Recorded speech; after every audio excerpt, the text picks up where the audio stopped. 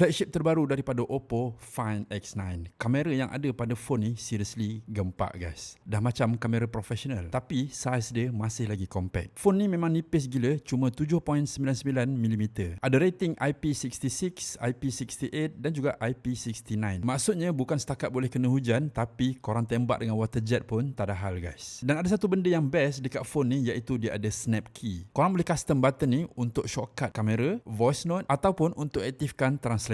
Seriously, function gila. Untuk paparan phone ni, dia ada 6.59 inch, 3600 nit brightness. Terang gila walaupun bawah matahari. Bezel dia pula cuma 1.15mm, paling nipis yang Oppo pernah buat. Dan satu lagi yang specialnya dekat phone ni, dia ada vehicle motion alert. Maksudnya kalau korang yang jenis selalu layan phone dalam kereta tapi selalu pening, dengan fungsi ni rasa mabuk korang tu takkan ada lagi. Untuk kamera pula memang Oppo all out kali ni guys. Belakang ni saja ada 4 kamera. Quad kamera Hasselblad semuanya 50 megapiksel, dari main kamera sampailah ke telefoto dan juga ultra wide. Dan yang paling power, dia ada true color kamera. Bila korang snap, warna dia tu real gila macam mata manusia. Dan selain tu dia ada Lumo Image Engine. Teknologi ni dia dapat menghasilkan gambar 50 megapiksel tadi tu betul-betul tajam. Even korang ambil motion photo pun boleh. Up to 4K guys.